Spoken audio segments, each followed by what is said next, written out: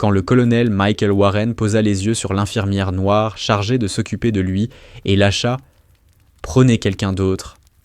Il ignorait totalement à qui il s'adressait. Lena Brooks ne protesta pas. Elle ne se raidit pas. Elle se contenta de s'écarter. Mais en se retournant, sa manche glissa légèrement, juste assez pour découvrir quelque chose sur son avant-bras. Et le sang quitta le visage de Warren. Un tatouage, un motif qui n'aurait jamais dû exister, un symbole relié à une mission classifiée, à 3 Marines morts et à un secret que quelqu'un s'était acharné à enfouir pendant si longues années. Il la congédia en quelques secondes. Ce fut sa première erreur. L'appel arriva à 4h47 du matin.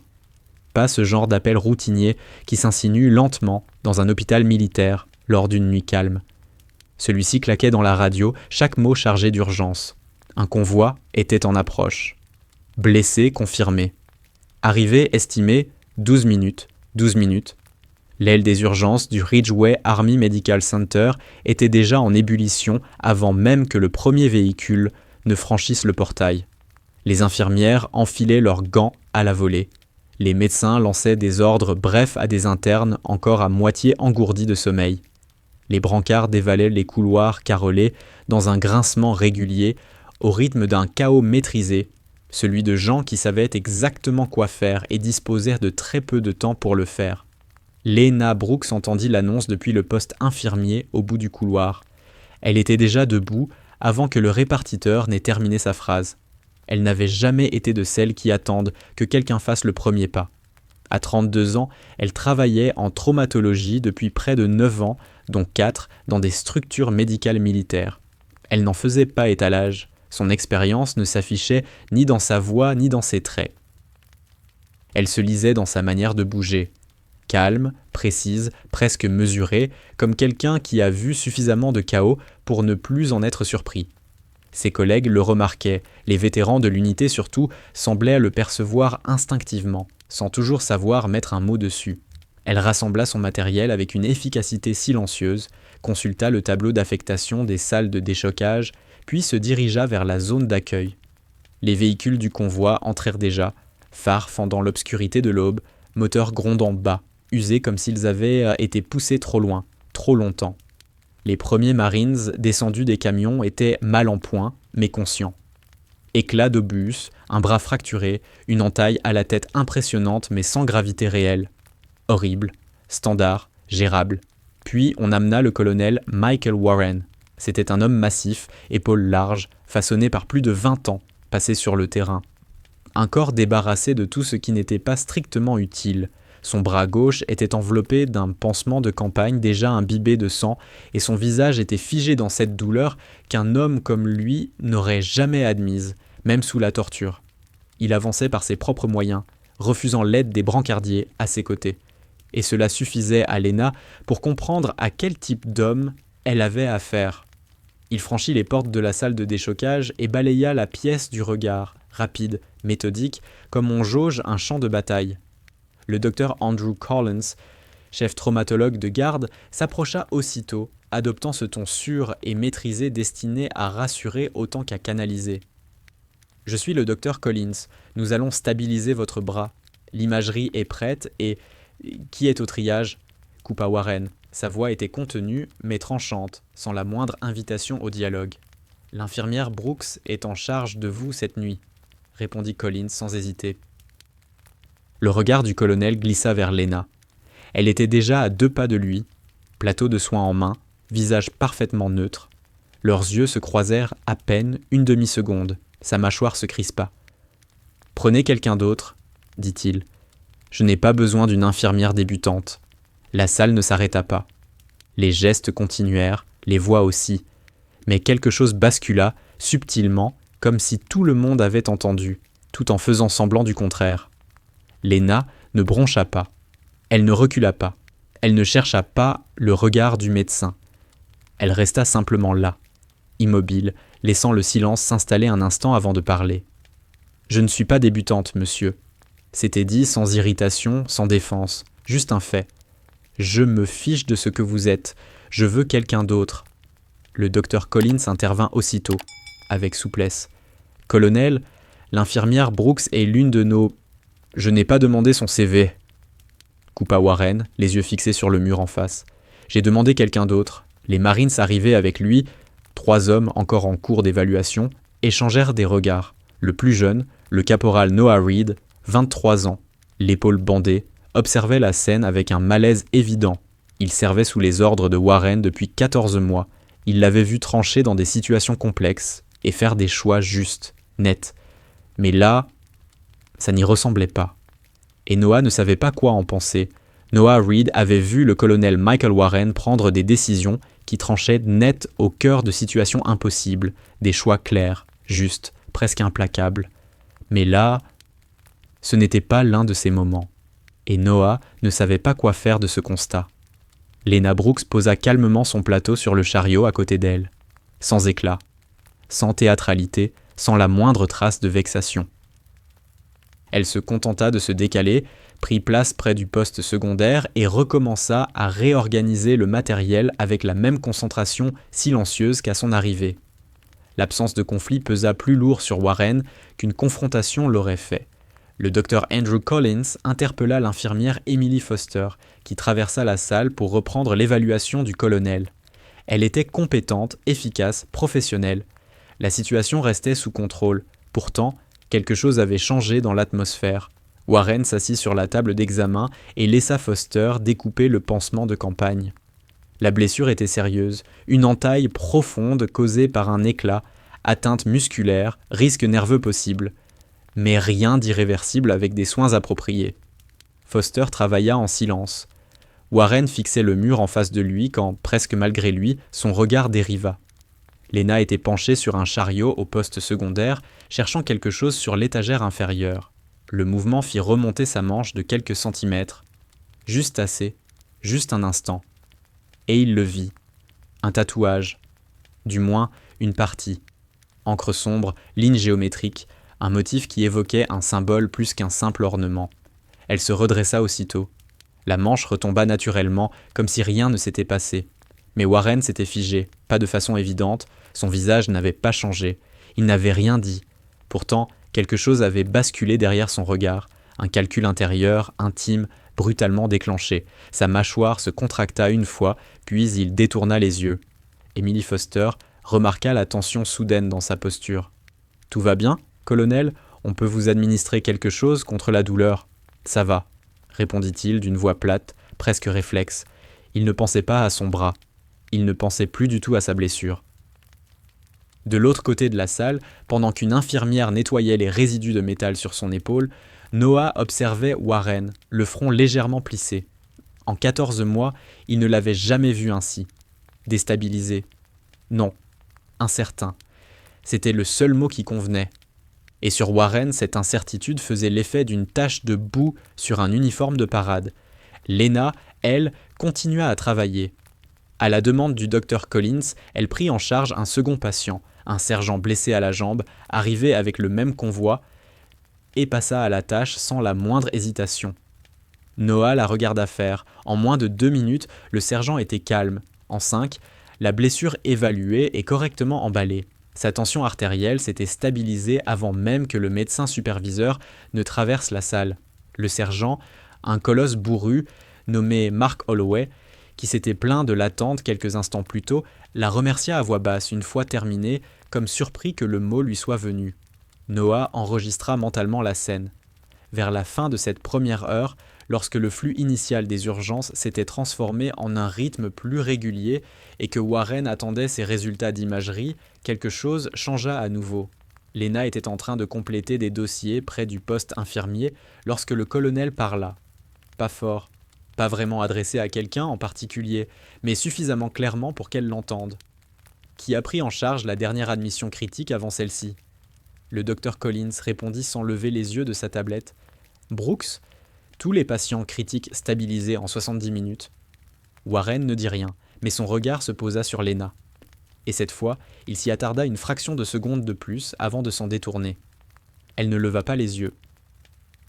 Plus tard, lorsque la salle retrouva un semblant de calme et que les Marines furent transférés en observation ou en chambre de récupération, une infirmière expérimentée du service, Karen Mills, 16 ans d'hôpitaux militaires derrière elle et peu de tolérance pour les pertes de temps, s'adossa au mur près de Lena pendant qu'elles attendaient des résultats de laboratoire. « Ne le laisse pas te rentrer sous la peau », dit Karen sans dureté. « Ça ne m'a pas atteinte », répondit Lena, et c'était vrai. On dit qu'il a été muté depuis Madison Barracks environ 6 mois avant ton arrivée ici, ajouta Karen comme en passant. Et apparemment, quand tu as demandé ton transfert à Fort Ridgeway, l'administration a un peu hésité. Quelqu'un de son côté avait des questions. Lena garda les yeux sur l'écran. Vraiment ? Je dis ça comme ça. Il y a presque toujours une histoire derrière ce genre de choses. Lena ne répondit pas. Mais un léger pli se creusa entre ses sourcils. Elle retourna à son poste, prit le dossier du colonel Warren pour mettre à jour les notes de transmission à l'équipe du matin et s'arrêta un bref instant. Elle écrivit lentement, avec précision. Puis, elle reposa le dossier et se tourna vers le couloir. Warren revenait de l'imagerie, poussé sur son brancard. Son regard la trouva aussitôt, comme s'il suivait la porte depuis un moment. Elle s'immobilisa pour laisser passer l'agent de transport. Ils se retrouvèrent face à face, à quelques pas l'un de l'autre. Un instant, dans ce couloir étroit, ils se retrouvèrent à moins d'1 mètre l'un de l'autre. Son bras était immobilisé, son visage tiré par la fatigue, et la carapace qu'il avait maintenue depuis son arrivée semblait s'être fissurée juste assez pour laisser entrevoir autre chose dessous. Lena Brooks le regarda droit dans les yeux. Puis elle dit, calmement, sans accent particulier, presque comme une remarque anodine, « Monsieur, vous devriez peut-être regarder une seconde fois avant de décider à qui faire confiance. » Elle n'attendit pas de réponse. Elle s'écarta pour laisser passer l'agent de transport, tourna à gauche à l'embranchement du couloir et disparut. Le colonel Michael Warren fixa le couloir vide pendant un long moment. Puis, il ne dit rien et se laissa conduire vers sa chambre. Le lendemain matin arriva lentement, sous un ciel gris. Un de ces matins de novembre à Fort Ridgeway, imprégné d'odeurs de béton froid et de café institutionnel. L'équipe de nuit transmit les consignes au service de jour. À cette heure précise, Lena Brooks reprit son poste, exactement telle qu'elle était toujours, posée, sans précipitation, déjà mentalement en avance sur ce que la matinée allait exiger. Le colonel Warren, lui, avait très mal dormi. Quiconque passait devant sa chambre entre 5 et 6 heures du matin pouvait l'entendre bouger ou remarquer le voyant d'appel s'allumer 2 fois. Il n'avait pas redemandé d'analgésique. Il avait simplement demandé, à voix basse, à voir l'infirmière en chef. Quand elle arriva, il ne posa qu'une seule question. Depuis combien de temps l'infirmière Brooks est-elle en poste à Fort Ridgeway ? L'infirmière en chef, Linda Parker, une femme pragmatique qui faisait ce métier depuis 22 ans et n'était plus impressionnée par les galons depuis bien longtemps, lui répondit sans détour « 8 mois, mutée depuis le Jefferson Army Medical Center ». Warren la remercia et ne demanda rien de plus. Mais il posa ensuite la même question à l'agent qui lui apporta son petit déjeuner, puis au médecin résident venu commenter ses examens d'imagerie. À la mi-journée, il avait reconstitué une esquisse grossière de Lena Brooks à partir des réponses des autres, sans que personne ne se doute de ce qu'il cherchait à assembler. Chacun n'apportait qu'un fragment. Muté ici, après un passage à Jefferson. Avant cela, un parcours flou. Dossier irréprochable, évaluation excellente sur toute la ligne. Peu d'informations sur sa vie personnelle, elle n'en parlait pas. Professionnellement chaleureuse, patiente, techniquement irréprochable, réservée, d'une discrétion que certains interprétaient comme de la distance, d'autres comme une concentration absolue. C'était tout.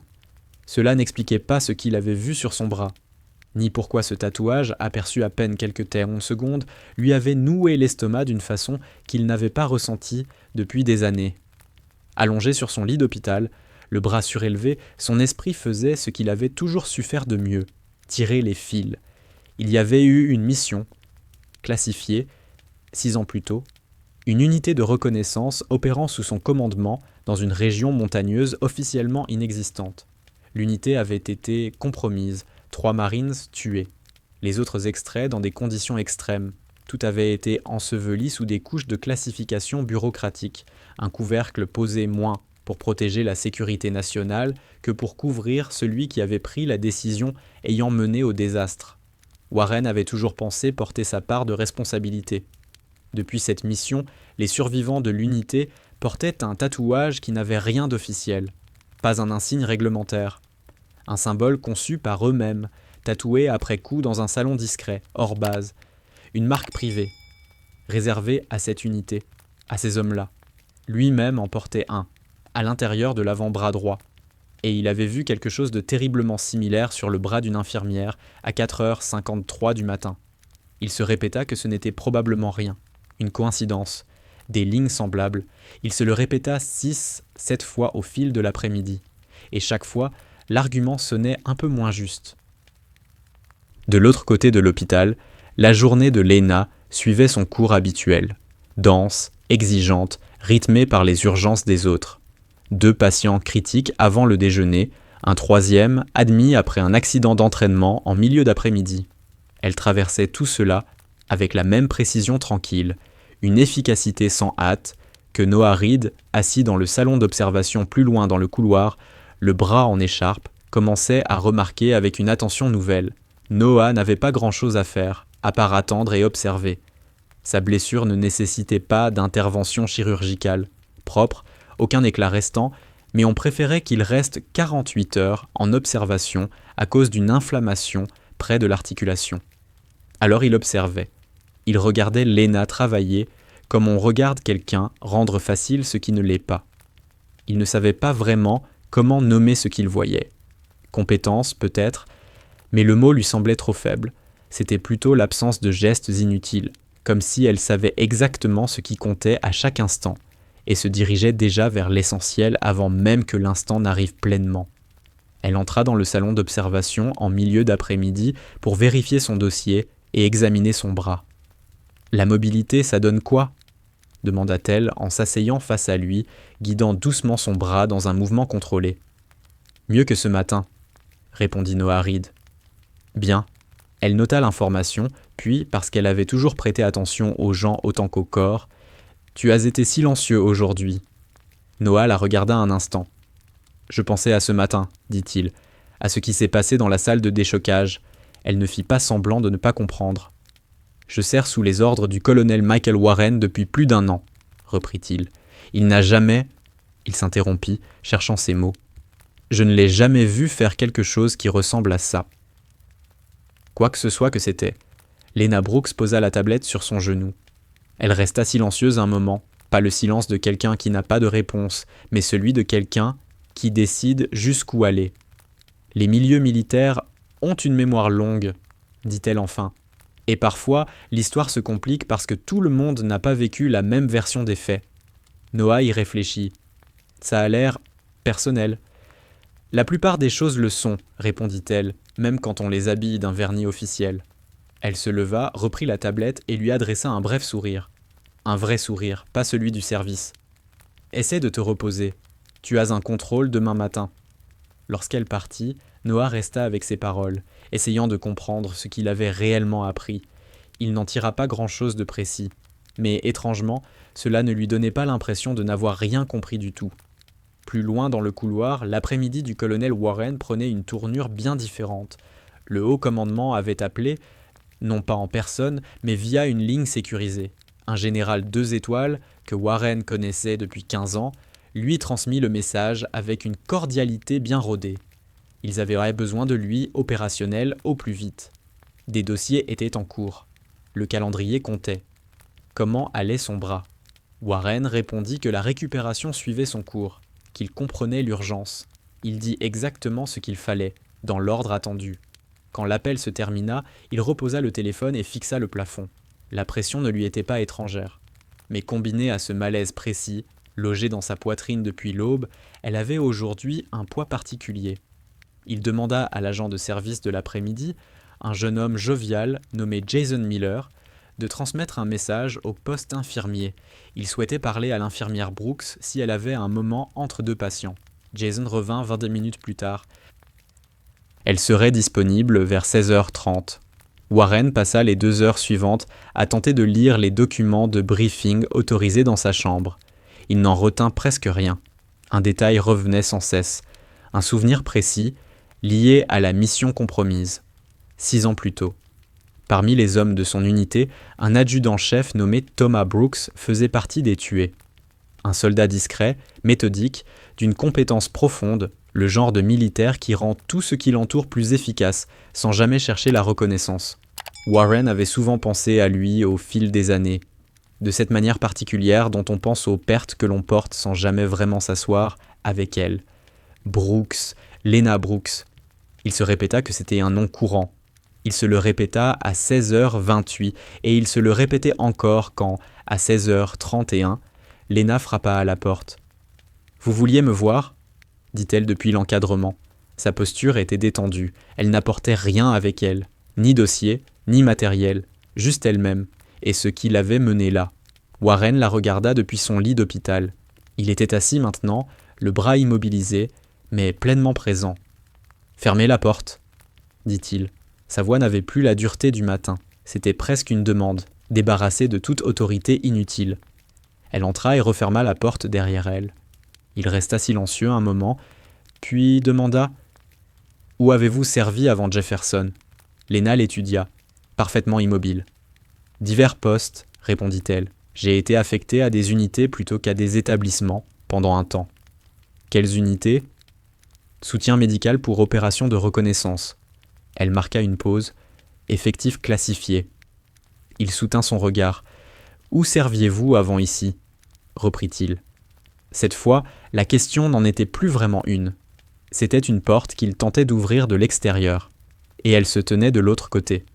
Elle resta silencieuse exactement 3 secondes. Puis elle dit « Au même endroit que vous, colonel. » Sa mâchoire se crispa. « Simplement pas là où vous regardiez. » Le silence qui suivit était dense. Le bourdonnement du système de ventilation remplissait la pièce. Au loin, quelque chose tomba. Une porte claqua. Les yeux de Warren ne quittèrent pas les siens. Et dans cette immobilité, Lena soutint son regard sans faiblir, calme, stable, porteuse de quelque chose qu'il ne savait pas encore nommer, mais qu'il commençait lentement à reconnaître. Le poids patient de quelqu'un qui porte une vérité depuis longtemps et a appris à la porter sans se laisser briser par elle. Il ouvrit la bouche pour parler, puis la referma. Quoi qu'il se soit attendu à trouver en lui posant cette question, quoi qu'il se soit préparé à entendre, ce n'était pas cela.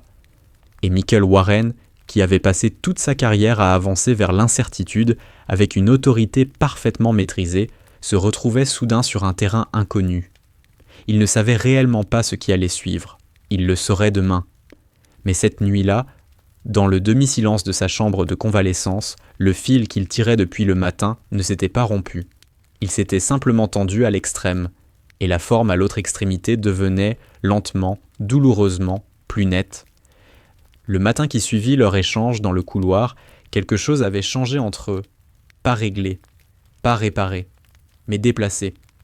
Comme l'air qui se modifie juste avant qu'un orage n'éclate. Quelque chose approchait, et ils le savaient tous les deux. Warren avait passé la majeure partie de la nuit éveillé, un nom pesant lourdement dans sa poitrine. Thomas Brooks. Il ne l'avait pas prononcé à voix haute depuis des années. Il l'avait enfermé dans la même pièce intérieure, scellée, où il conservait tout ce qui avait mal tourné sur cette montagne 6 ans plus tôt. Les décisions prises sous pression, les renseignements qui s'étaient révélés faux, les 3 hommes qui n'étaient jamais rentrés. Thomas Brooks faisait partie de ces hommes. Discret, fiable, exactement le genre de marine que l'on voulait à ses côtés quand tout commençait à s'effondrer. Le nom Brooks n'avait rien d'exceptionnel. Warren se l'était répété une 15aine de fois entre minuit et 5 heures du matin. Il se le répétait depuis qu'il avait vu son nom sur le tableau des affectations la veille. Il se répétait beaucoup de choses qui, à présent, tenaient de moins en moins. Lorsque Lena Brooks prit son service à 7 heures, un message l'attendait au poste infirmier. Le colonel Michael Warren demande un entretien privé. Aucune urgence dans la formulation, juste une requête formelle, maîtrisée, et pour cette raison même, plus grave qu'un ordre direct.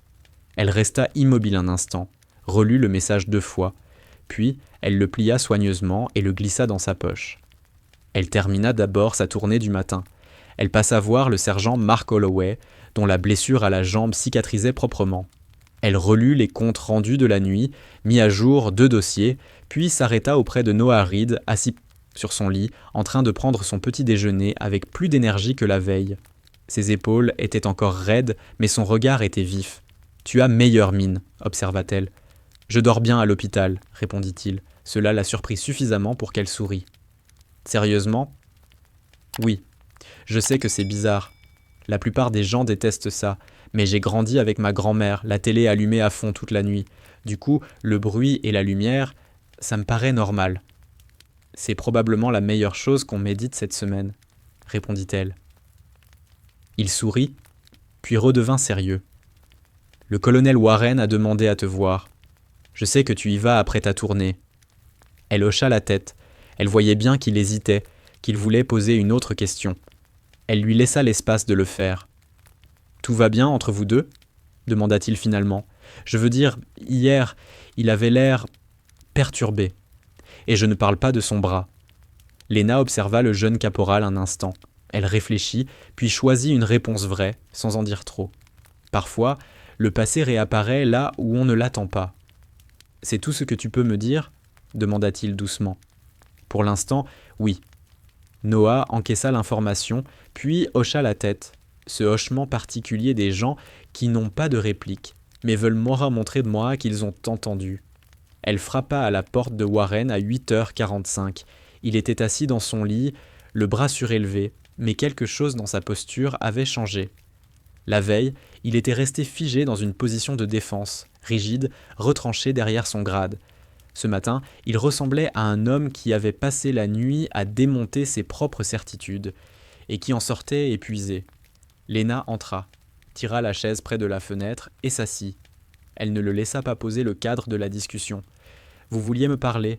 Warren la regarda droit dans les yeux. Quand il parla, sa voix était mesurée autrement qu'avant. Non pas par autorité, mais par crainte de ce que laisser parler sans filtre pourrait produire. « Le tatouage ?»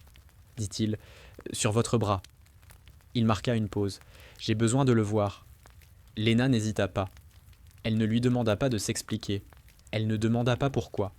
Elle tendit simplement la main droite, remonta la manche gauche au-dessus du coude et tourna l'avant-bras vers lui. Le tatouage se trouvait à l'intérieur de l'avant-bras, sur quelques centimètres. Précis, géométrique, construit autour d'un motif de boussole à 4 pointes nettes. En son centre, un sommet montagneux dessiné en lignes noires épurées, et, au pied de la montagne, une inscription si fine qu'il fallait s'en approcher pour la lire. Warren resta figé. Le sang quitta son visage, sans aucun rapport avec sa blessure. Il connaissait ce tatouage, chaque ligne, chaque angle. Il avait vu le dessin naître sur une feuille de carnet, dans l'arrière-salle étroite d'un salon improvisé, esquissé par un marine nommé Weston, qui avait une main d'artiste et un cœur trop lourd pour son âge. Il avait vu chacun des survivants de cette unité s'asseoir sur cette chaise et repartir avec ce symbole gravé dans la peau. Il s'y était assis lui-même. Il leva les yeux vers elle. Sa voix sortit plus basse qu'il ne l'aurait voulu. « Où avez-vous fait ça ?»« Au même endroit que vous, » répondit-elle. Elle marqua une pause. « Simplement après. » Il secoua lentement la tête. Pas par déni, mais avec cette stupeur particulière d'un homme qui découvre que le mur qu'il a bâti pierre après pierre comporte une porte dont il n'avait jamais soupçonné l'existence. « Vous n'étiez pas dans l'unité. »« Non, » dit-elle, « mon père y était. » 3 mots. Ils tombèrent dans la pièce comme un objet lâché au sol. Michael Warren se figea complètement. « Thomas Brooks ?» dit-il. Ce n'était pas une question, le nom s'échappa de lui comme s'il avait attendu des années la bonne personne à qui être adressé. « Thomas Brooks », confirma-t-elle. Sa voix était calme, mais son regard portait quelque chose de profond, de soigneusement contenu pendant longtemps, et qui, à présent, se laissait prudemment toucher par l'air libre. Warren baissa les yeux vers son propre avant-bras, là où sa manche dissimulait le tatouage jumeau. Puis il releva la tête. Ils restèrent silencieux un long moment. Puis Warren dit quelque chose qui la surprit. « Il parlait de vous. » Elle cligna des yeux. « Une fois. Pas souvent. Ce n'était pas un homme porté sur les confidences, reprit-il. Mais durant cette opération, la 2e nuit, on était bloqués, en attente que la fenêtre d'extraction se rouvre. Il a parlé. Il inspira. Il a dit qu'il avait une fille qui deviendrait infirmière, qu'elle était obstinée, dans le meilleur sens du terme, qu'elle pouvait regarder quelque chose de brisé et penser déjà à comment le réparer avant même d'avoir pleinement accepté que c'était cassé. La mâchoire de Léna se contracta. Pas de colère, plutôt l'effort concentré de quelqu'un qui essaie de rester intact alors que le moment cherche à la disloquer. « Ça lui ressemble, » dit-elle enfin. Warren expira lentement. Il se frotta la mâchoire de sa main valide. J'ai cru... Il s'interrompit, puis reprit. J'ai cru que je l'avais laissé tomber. Lui, eux tous. C'est moi qui ai donné l'ordre de positionner l'unité sur cette crête, et les renseignements se sont révélés compromis. 3 hommes ne sont pas revenus. J'ai porté ça comme mon échec pendant 6 ans. Je sais, dit Léna. Il la regarda vivement. Vous savez ? Je sais parce qu'il n'aurait pas été d'accord avec vous, répondit-elle. Elle soutint son regard. Vous êtes revenu chercher les survivants. Le commandement avait déjà renoncé à la fenêtre d'extraction. L'ordre était d'abandonner et d'attendre le cycle opérationnel suivant. 36 heures de plus sur cette crête avec une position déjà compromise. Elle marqua une pause. Vous avez désobéi, vous êtes revenu. Encore un silence. 4 hommes sont rentrés chez eux grâce à cette décision. Mon père n'en faisait pas partie, mais 4 autres, oui. Warren resta muet si longtemps que le bourdonnement du système de ventilation devint presque assourdissant.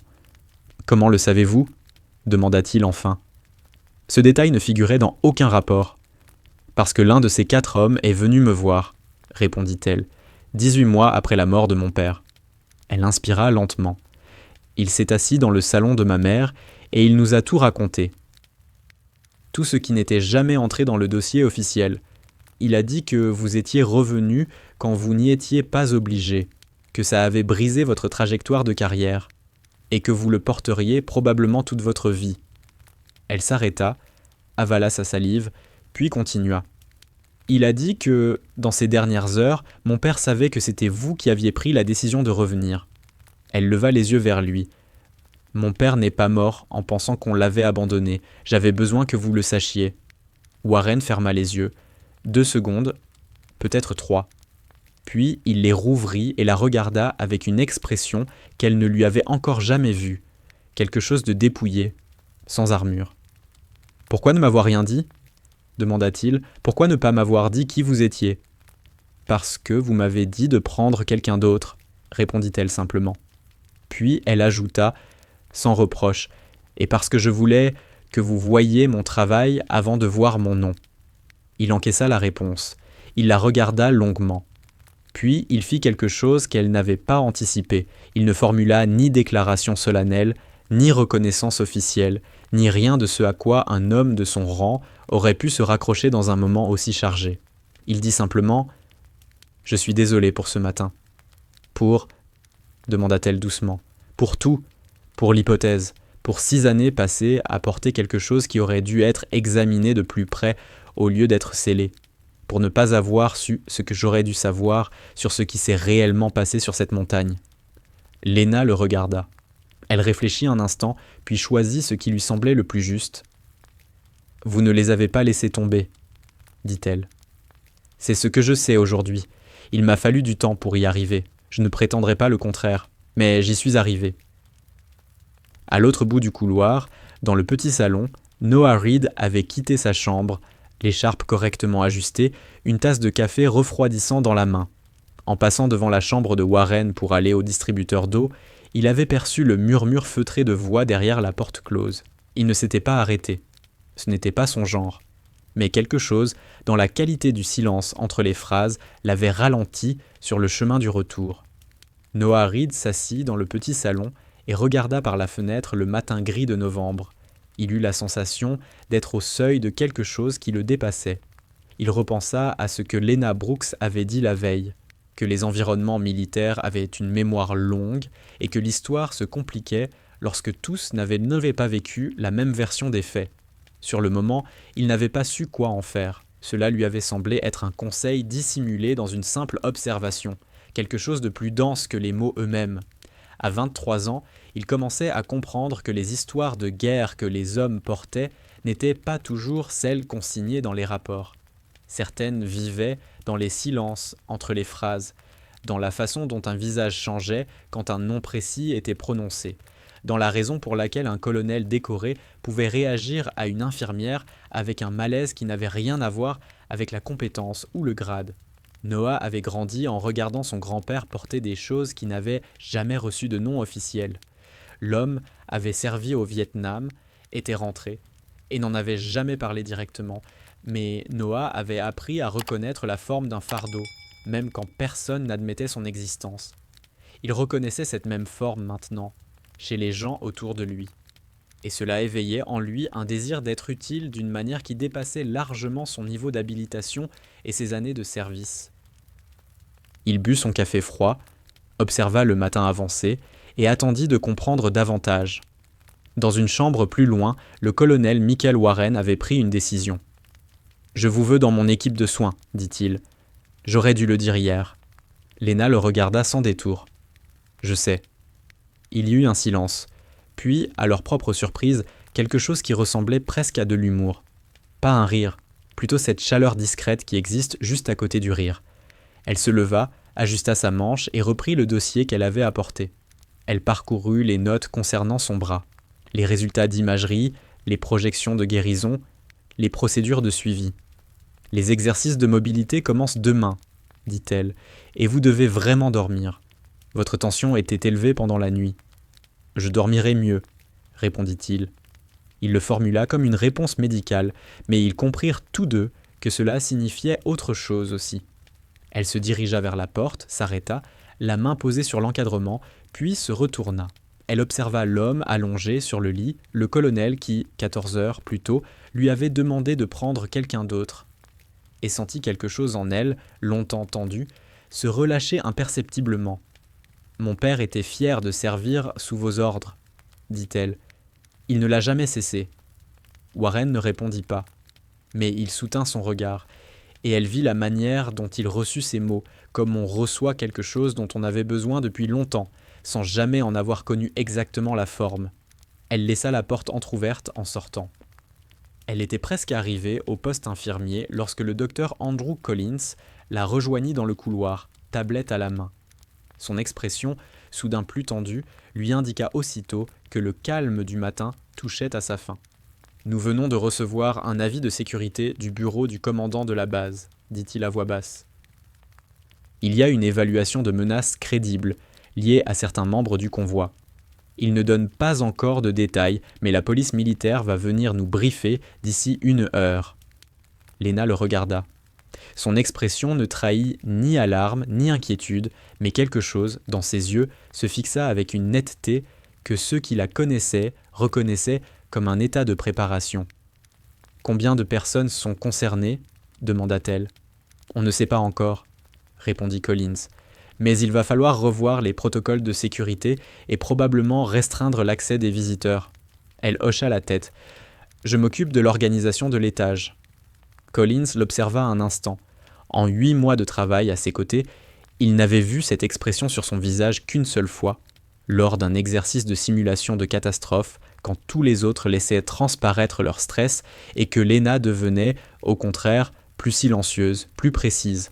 « Vous avez déjà connu ce genre de situation, » dit-il. « Ce n'était pas vraiment une question. »« Quelque chose comme ça, » répondit-elle. Elle se tourna vers le poste infirmier et commença à passer des appels. 40 minutes après la diffusion de l'avis, le Ridgeway Army Medical Center avait changé d'atmosphère. Il n'y avait pas de panique. Le personnel était trop entraîné pour cela, et la présence de la police militaire restait mesurée. Des arrivées progressives, contrôlées, sans effet de masse. Mais le changement était indéniable. Des portes habituellement maintenues ouvertes furent fermées. Le bureau d'accueil des visiteurs se vit attribuer un second agent de la MP. Les caméras de sécurité, d'ordinaire surveillées de manière passive, étaient désormais suivies en temps réel depuis la salle des opérations du rez-de-chaussée.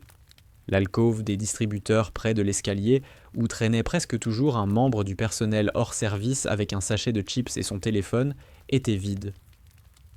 Lorsque le briefing fut enfin annoncé, Lena avait déjà réorganisé tout le 3e étage. Elle avait déplacé les 2 patients les plus vulnérables, tous deux liés au convoi par leur dossier, vers des chambres intérieures, loin des fenêtres donnant sur les couloirs. Elle avait ajusté le planning infirmier de manière à ce qu'il y ait toujours au moins 2 membres du personnel visibles à tout moment sur l'étage.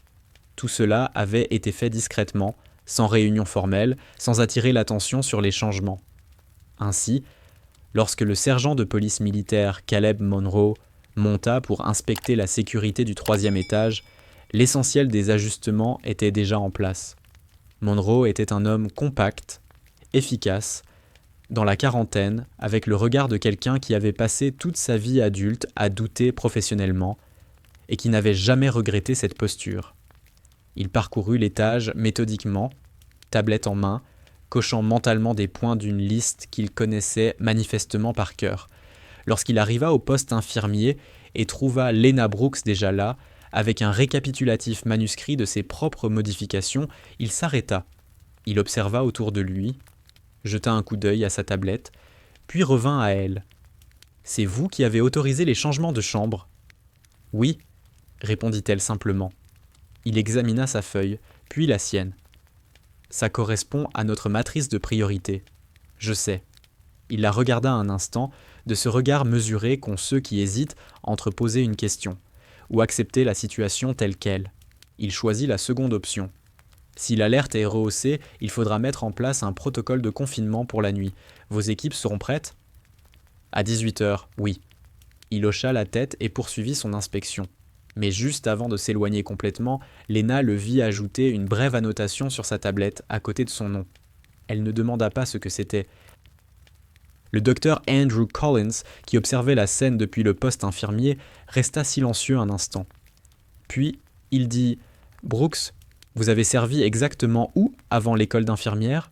Il marqua une pause. « Je vous ferai parvenir la checklist du confinement nocturne d'ici 17h30. »« Déjà en cours, » répondit-elle. Lorsque Michael Warren reçut le briefing de sécurité dans sa chambre, transmis directement par Monroe, il comprit immédiatement que l'évaluation de la menace était prise au sérieux au plus haut niveau. Il écouta sans interrompre, puis posa 3 questions. La première concernait la nature exacte de la menace. La deuxième, les personnes potentiellement visées. La troisième, l'infirmière Brooks a-t-elle été informée ? Monroe confirma que oui. Après le départ du sergent, Warren resta silencieux un moment. Puis, il se redressa avec précaution, attrapa sa veste dans le sac de ses effets personnels et l'enfila par-dessus son bras immobilisé avec l'aisance d'un homme habitué à s'habiller d'une seule main dans des circonstances bien pires. Il n'était pas censé quitter son lit en dehors des séances de rééducation supervisée. Il le fit quand même. Il trouva Lena au bout du couloir, debout, devant une petite fenêtre donnant sur le parking est, en train de consulter un dossier. Elle l'entendit approcher. Elle semblait entendre beaucoup de choses avant qu'elle ne se manifeste clairement et se tourna avant qu'il ne parle. Son regard passa de lui à la veste. « Vous êtes censé être au lit. »« Je sais. » Il s'arrêta à côté d'elle et regarda dehors, dans la même direction. « Monroe m'a briefé. »« Je sais. Vous êtes une cible. » C'était dit sans détour, sans tentative d'adoucir la réalité. Elle se tourna de nouveau vers la fenêtre. « Peut-être. On n'a pas encore une confirmation complète des paramètres de ciblage. » Lena. C'était la première fois qu'il utilisait son prénom. Elle le nota. Il vit qu'elle l'avait noté. Alors elle se tourna pleinement vers lui. « Je comprends ce qui se passe, » dit-elle. « J'ai déjà été dans des situations où quelqu'un avait intérêt à me faire taire, pas à cause de moi, mais à cause de ce que je sais, ou de ce que mon père savait. Ce n'est pas nouveau. » Warren la regarda longuement.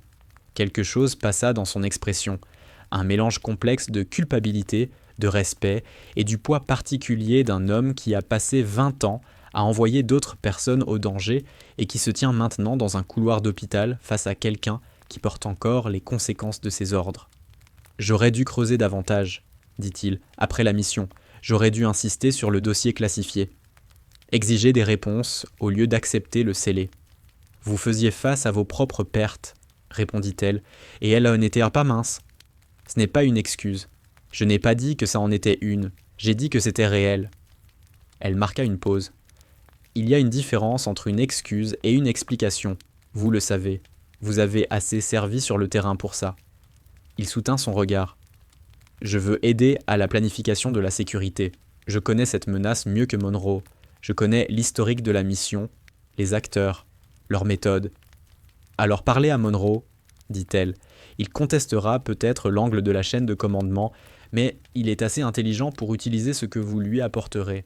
Il hocha la tête, puis ajouta « Et je veux savoir que quelqu'un veille spécifiquement sur vous. » Elle le regarda un instant avec une expression mêlant reconnaissance, indépendance et quelque chose qui frôlait l'agacement sans tout à fait y tomber.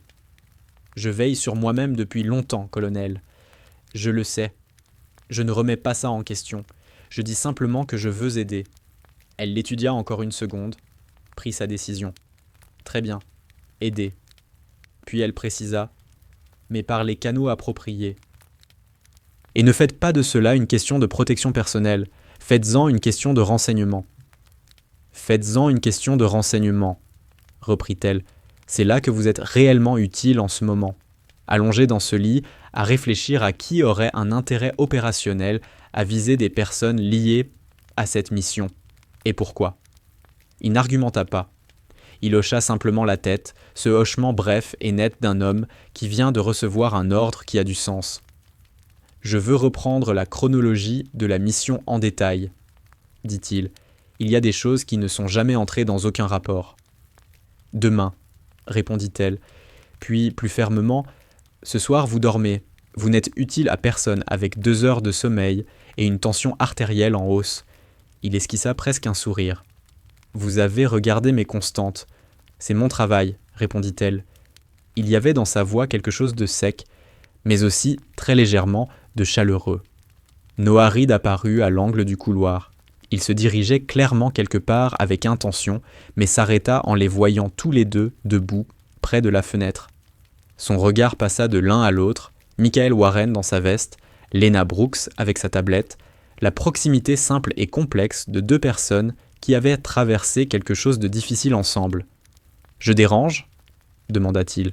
« Non », répondit Warren, puis, avec un geste de la tête, « Approche, Reid. » Il observa le jeune marine avec l'attention évaluative, mais non dénuée de bienveillance, d'un officier prenant la mesure d'un subalterne. « Cela fait presque 2 jours que vous êtes sur cet étage, » dit-il. « Vous avez tout observé. »« Pas volontairement, » répondit Noah. « Si, et ce n'est pas un reproche. » Son expression était franche. « Qu'avez-vous remarqué ?» Noah ne s'attendait pas à la question, encore moins à être inclus comme quelqu'un dont les observations comptaient. Il se redressa légèrement malgré lui. « Les changements de chambre, » dit-il. « Je les ai remarqués avant même l'arrivée de la police militaire. » Il hésita, puis poursuivit. « Et ce matin, il y avait un homme, ni du personnel, ni un patient, ni un visiteur, à ce que j'ai pu voir. Il se trouvait dans le couloir des archives, au 2e étage. Je l'ai aperçu par la fenêtre de l'escalier en allant vers le salon. Il inspira. Il se déplaçait comme quelqu'un qui savait exactement où il allait, mais qui ne voulait pas qu'on se souvienne de l'avoir vu là. » Lena et Warren échangèrent un regard instantanément plus aigu. « Vous l'avez signalé ?» demanda Warren. « J'en ai parlé à l'infirmière du poste du 2e étage, » répondit Noah. « Elle m'a dit qu'elle regarderait. Je ne sais pas si elle l'a fait. » Warren tourna la tête vers Lena. Elle avait déjà la main sur la radio fixée à sa ceinture. En moins d'1 minute, elle était en ligne avec Caleb Monroe, lui transmit la description et l'horaire, puis écouta sa réponse. Lorsqu'elle raccrocha, son visage était parfaitement composé. De cette manière qui indiquait à quiconque savait regarder que l'information venait de tomber au bon endroit. « Il consulte les images des caméras du couloir, » dit-elle. Noah resta immobile, assimilant lentement le fait que ce qu'il avait remarqué pouvait réellement avoir de l'importance. « C'était lié à l'évaluation de la menace ?» demanda-t-il. « On en saura plus d'ici 1 heure, » répondit Lena. Puis elle le regarda droit dans les yeux. « Vous avez bien fait de le signaler. À l'avenir, adressez-vous directement à la sécurité plutôt qu'au personnel de l'étage. »« Oui, ma'am, » répondit-il. Il regarda ensuite Warren, qui lui adressa un bref hochement de tête, un geste qu'il enregistra soigneusement. Un de ces signes qui disent plus en 1 seconde que bien des phrases. L'après-midi se poursuivit sous une tension contenue. L'équipe de Monroe confirma une correspondance partielle à partir des images de surveillance. L'homme n'avait pas été formellement identifié, mais son mode de déplacement dans la zone des archives avaient été jugés délibérés. Les dossiers près desquels il s'était attardé concernaient des fiches de personnel liées aux patients du convoi, dont Warren, et, par recoupement avec les journaux d'affectation médicale, établissait un lien avec les anciens postes de service de l'ENA. Elle reçut l'information au poste infirmier, Andrew Collins à ses côtés. Son expression ne changea pas. « Il ne cherche pas des dossiers actuels », dit-elle à voix basse lorsque Monroe s'éloigna pour passer un appel. « Il s'intéresse aux anciens fichiers de mission. C'est directement lié à l'unité de reconnaissance. » Collins la regarda. « Comment pouvez-vous en être sûr ? Parce que les journaux d'affectation médicale de ce poste ne sont recoupés dans les dossiers du personnel que pour les individus ayant servi sous un commandement précis. » Elle marqua une pause. Ce n'est pas le genre de lien qu'une intrusion aléatoire produirait. Quelqu'un savait exactement ce qu'il cherchait. Collins expira lentement. « Et vous êtes lié à ce commandement ?»« Oui. Warren est au courant. Il le sera dans l'heure, » répondit-elle. « Je vais lui dire. » Elle le lui dit à 17h. Assise sur la chaise à côté de son lit, la même qu'elle avait rapprochée le matin pour leur conversation la plus difficile, elle lui exposa ce que l'équipe de Monroe avait découvert et ce qu'elle pensait que cela signifiait. Warren l'écouta sans l'interrompre. Quand elle eut terminé, il resta silencieux un moment, puis dit « Le timing n'est pas un hasard. Le convoi auquel nous avons participé a traversé une zone opérationnelle qui recoupe celle de l'ancienne mission. Quelqu'un l'a remarqué. Quelqu'un qui surveillait les liens. Quelqu'un qui a beaucoup à perdre si les dossiers scellés de cette mission sont rouverts. » répondit-elle. Il la regarda attentivement. « Votre père avait découvert quelque chose avant de mourir, quelque chose à propos de la compromission. Ce n'était ni tout à fait une question, ni tout à fait une affirmation. » Léna resta silencieuse un instant. « Il a envoyé une lettre, » dit-elle enfin. « Elle est arrivée chez ma mère 8 jours après sa mort. » Elle inspira doucement. Elle l'a gardée 2 ans avant de pouvoir l'ouvrir. Une pause. « Je l'ai lue quand j'avais 26 ans. Je sais depuis longtemps que la fuite qui a compromis cette mission n'était pas accidentelle. Et je sais aussi que la personne responsable est restée à l'intérieur du système. » Warren soutint son regard avec une intensité qui n'avait plus rien à voir avec le commandement. C'était autre chose. Une concentration ancienne, viscérale, celle d'un homme qui vient de comprendre qu'une faute longtemps informe a enfin pris une forme nette. « Alors il va falloir être prudent, » dit-il. Il marqua un temps. Tous les deux. « Et il va falloir être intelligent. »« Oui, » répondit-elle simplement. Dehors, la soirée de novembre tombait vite. La dernière lumière s'écrasait contre le parking et la ligne sombre des arbres au-delà. À l'intérieur de l'hôpital, les équipes de nuit prenaient le relais. Les rotations de sécurité se resserraient, et quelque part dans le bâtiment, ce silence particulier, celui qui précède le vrai danger, commençait à s'installer. Warren regarda Lena Brooks à travers le faible espace entre la chaise et le lit.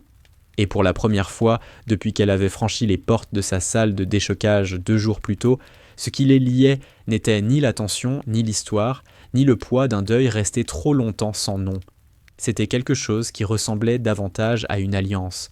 Il avait passé 23 ans à en bâtir de façon officielle, par le grade, la chaîne de commandement, la confiance institutionnelle qui sert souvent de substitut à la véritable.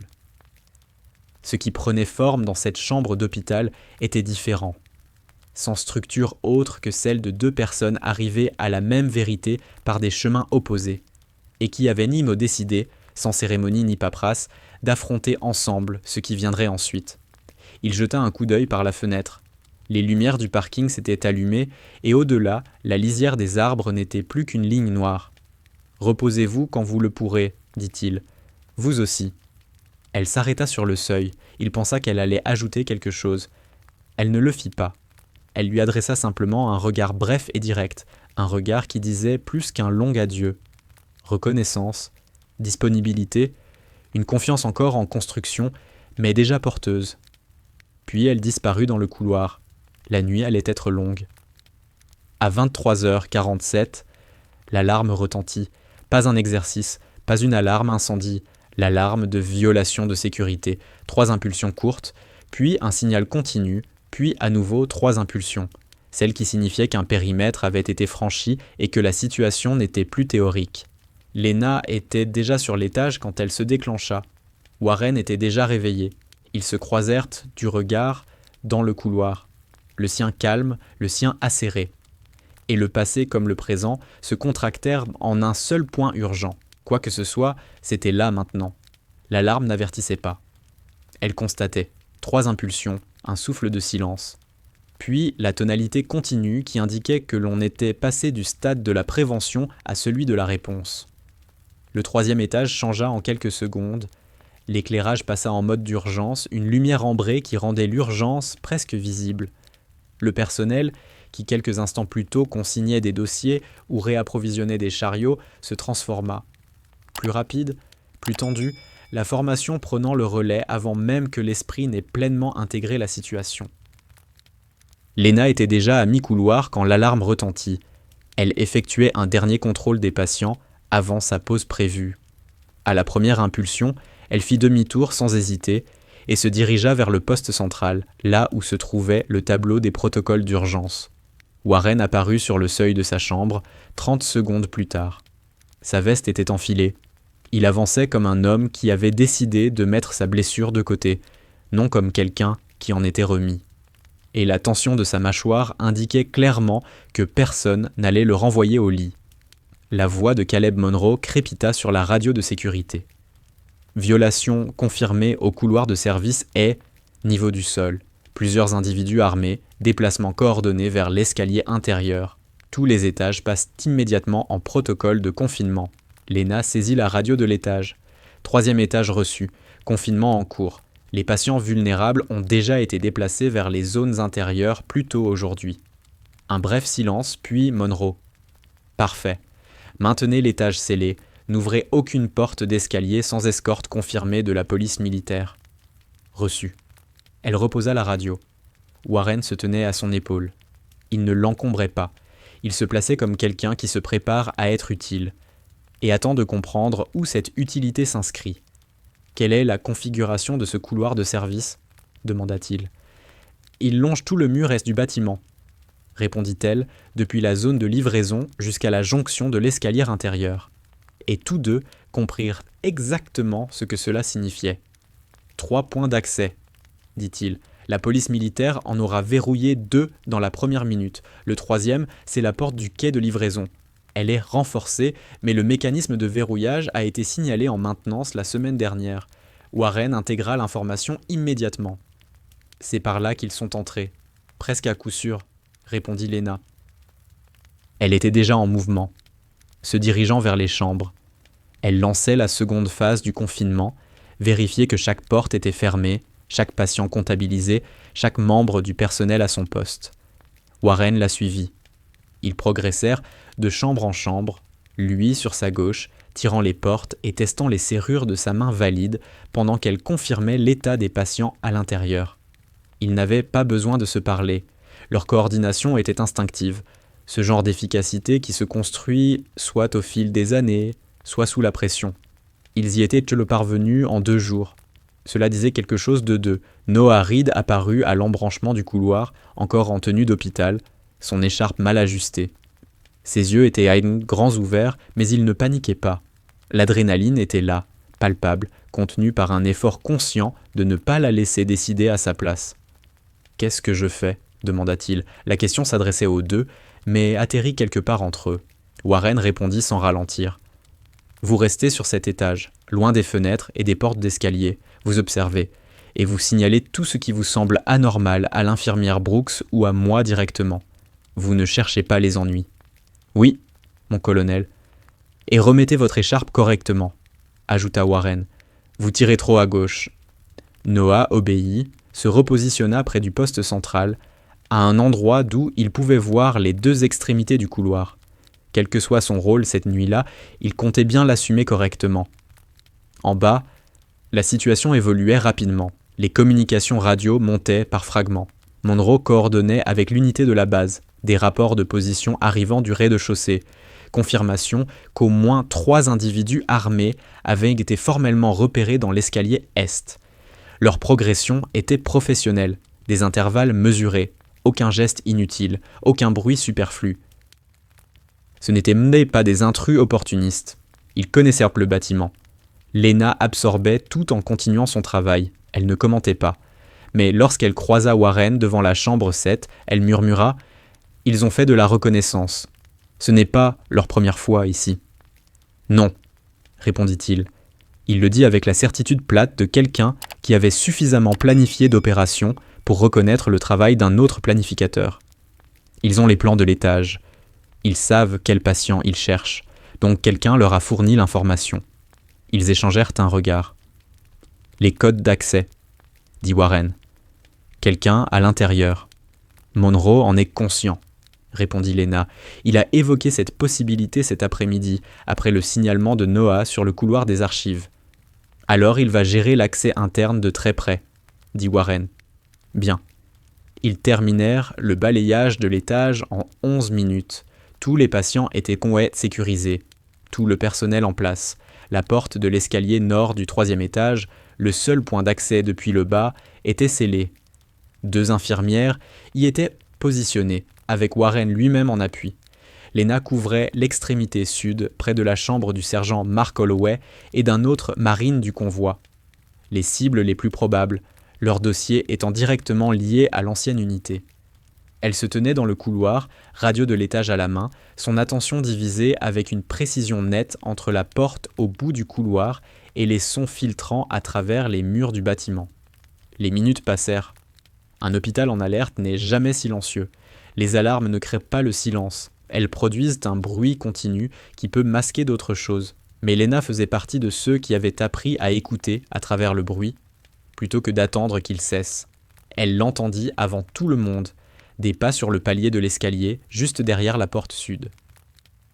Pas la démarche lourde et assurée d'un MP, quelque chose de plus léger, plus prudent. Elle activa la radio.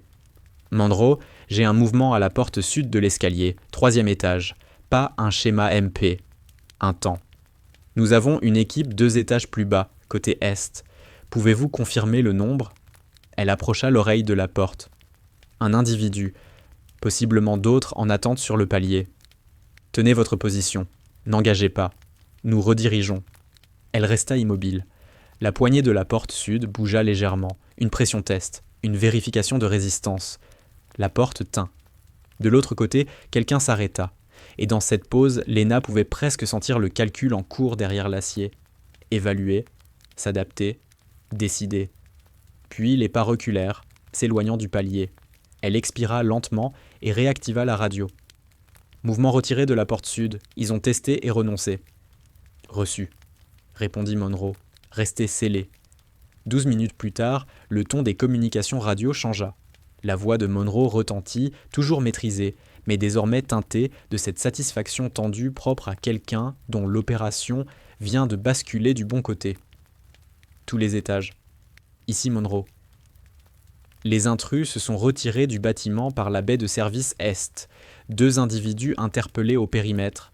Le reste du groupe a quitté les lieux, niveau de menace abaissé, maintenez le confinement jusqu'à la fin complète du balayage. L'étage respira, pas d'un seul coup, pas de façon spectaculaire.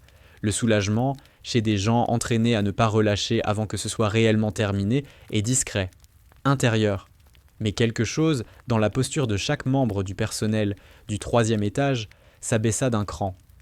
Au poste central, Noah Reed laissa échapper un souffle qu'il retenait probablement depuis 20 minutes. Une infirmière nommée Angela Ross, qui tenait la position de l'escalier nord avec Warren, s'assit contre le mur et enfouit son visage dans ses mains pendant exactement 10 secondes. Puis elle se releva, lissa sa tenue et alla vérifier ses patients. Personne ne fit de commentaires. Il n'y avait rien à commenter. Ils comprenaient tous. Warren fit une dernière ronde du périmètre avant de revenir vers Lena. Il passa de chambre en chambre, sans s'annoncer, une vérification silencieuse. Porte close, personne présente, serrure correctement engagée. C'était le genre de geste qu'un officier accomplit sans y penser, écrit en quelque sorte dans une mémoire musculaire forgée en conditions opérationnelles. Lorsqu'il la rejoignit au poste infirmier, il sortit un petit carnet de sa poche et le posa sur le comptoir. À l'intérieur, quelques lignes écrites d'une main précise, sans hâte, l'écriture de quelqu'un habitué à écrire sous pression. Vous regardiez devant vous. Le passé n'en a pas fini. Ceux qui n'ont jamais été nommés commencent à se nommer eux-mêmes. Lena lut le message 2 fois. Son visage resta parfaitement immobile. « Ils n'en ont pas fini », dit Warren à voix basse. « Non », répondit-elle, puis elle ajouta « Mais nous non plus ». Elle posa le carnet sur le comptoir, avec soin, comme on pose une pièce à conviction. Ce que c'était désormais. Puis elle saisit la radio et contacta Caleb Monroe. Le matin entra dans l'hôpital, comme les matins qui suivent les mauvaises nuits, pâle, lent, indifférent au fait que ceux qui se trouvaient à l'intérieur n'avaient presque pas dormi. L'équipe de nuit transmit les consignes à l'équipe de jour dans ce silence particulier qui suit une crise survivée, mais non résolue. Les enquêteurs militaires arrivèrent à Fort Ridgeway à 7h43. Ils étaient 3. 2 de la division d'investigation criminelle de l'armée et un d'une task force de renseignement interarmée qui se présenta par un acronyme et refusa d'expliquer ce que signifiait cet acronyme. Ils s'installèrent dans une salle de conférence du 2e étage, demandèrent du café que personne ne leur apporta et commencèrent à passer en revue l'incident de la nuit précédente avec l'efficacité méthodique de gens qui avaient déjà travaillé dans des contextes bien plus complexes qu'une alarme d'hôpital. Ils occupaient l'espace d'une manière particulière, pas en le remplissant par le bruit, mais en l'aplatissant, en rendant tout ce qui s'y trouvait légèrement plus formel, légèrement plus lourd de conséquences. Le personnel qui passait devant la porte de la salle avançait avec un peu plus de précaution, comme on passe à côté de quelque chose d'important sans être tout à fait certain pourquoi. Monroe les rencontra en premier. 40 minutes à détailler la chronologie de l'incident et les éléments matériels, y compris le carnet manuscrit. Lorsqu'il sortit de la salle, il avait l'air d'un homme qui venait de confirmer ce qu'il soupçonnait déjà, et trouvait cette confirmation plus troublante que rassurante. Lena fut la première membre du personnel médical interrogé, à 8h15. Elle s'assit face à l'enquêteur principal, l'agent spécial Patrick O'Neill, un homme mince aux yeux gris, avec l'attitude de quelqu'un qui pose des questions dont il connaît déjà les réponses, et qui mesure simplement jusqu'où vous serez honnête. Elle répondit à tout clairement, sans hésitation. Quand il l'interrogea sur le message laissé au poste infirmier, elle lui en donna le contenu et ce qu'elle pensait qu'il signifiait. « Et que pensez-vous que cela signifie, mademoiselle Brooks ?» demanda O'Neill. « Infirmière Brooks », corrigea-t-elle sans dureté. Il hocha la tête, acceptant la correction. « Infirmière Brooks. Je pense que cela signifie que la personne qui a organisé l'intrusion de la nuit dernière sait que les dossiers d'une mission de reconnaissance classifiée, il y a 6 ans, n'ont jamais fait l'objet d'un examen complet. Et je pense qu'elle craint ce qu'un tel examen révélerait. » Le stylo d'O'Neill resta immobile.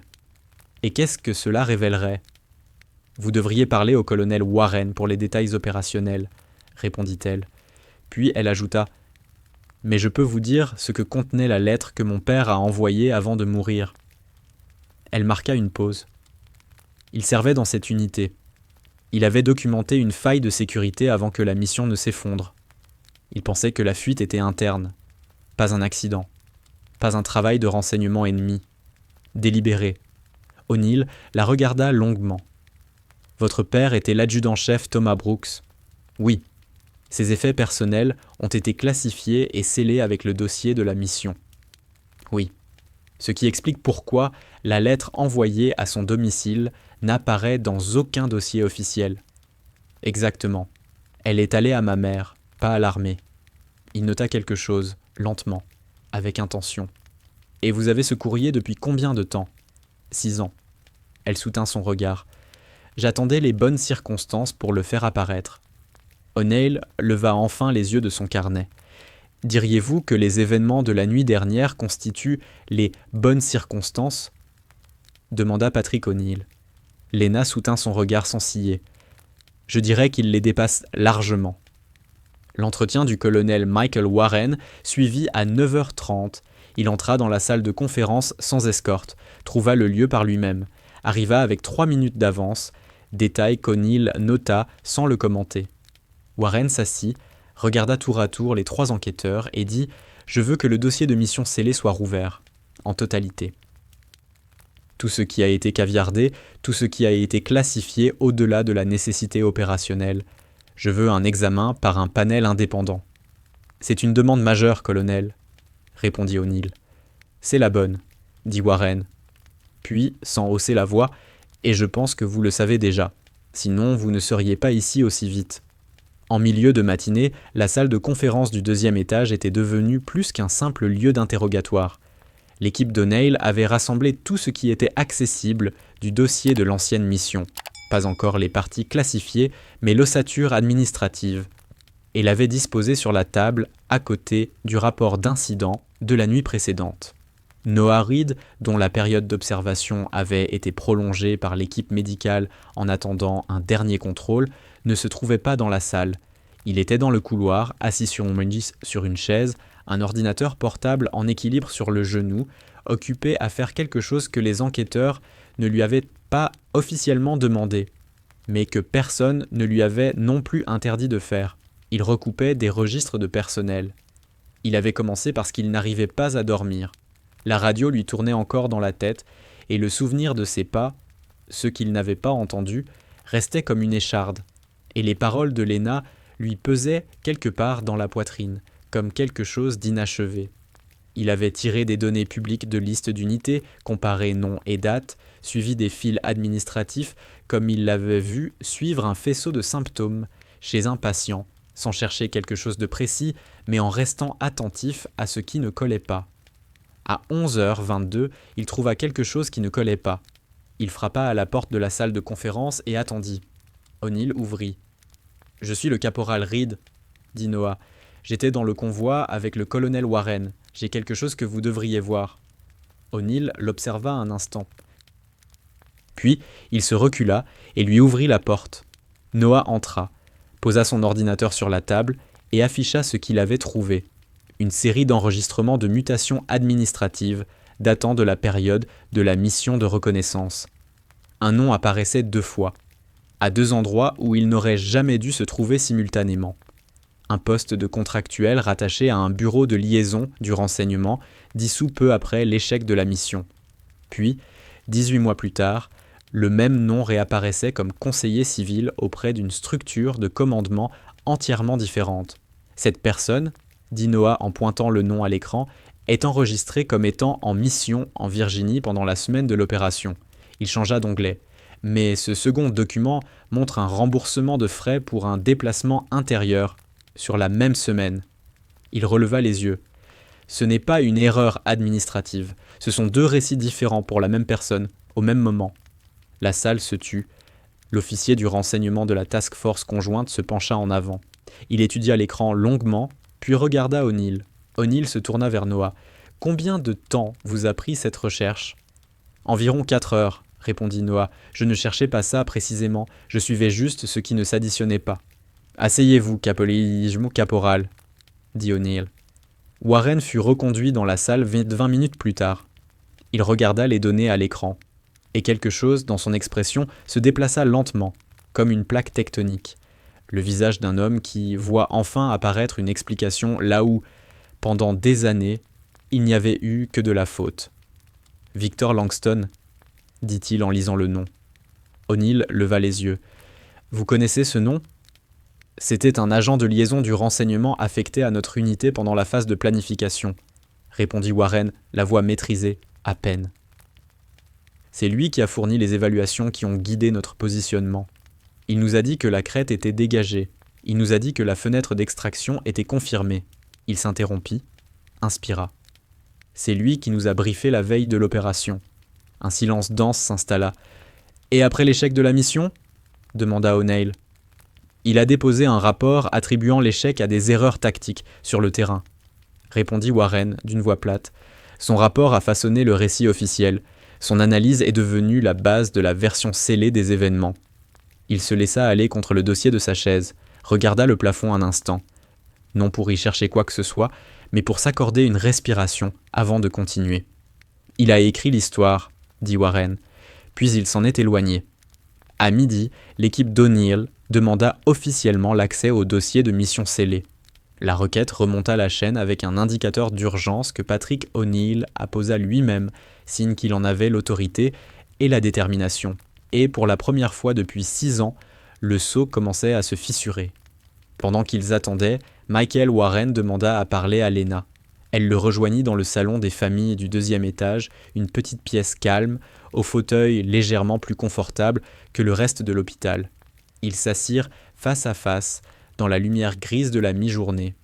Il avait l'air d'un homme qui venait de découvrir que le mur contre lequel il s'était appuyé pendant 6 ans soutenait en réalité une structure entièrement fausse.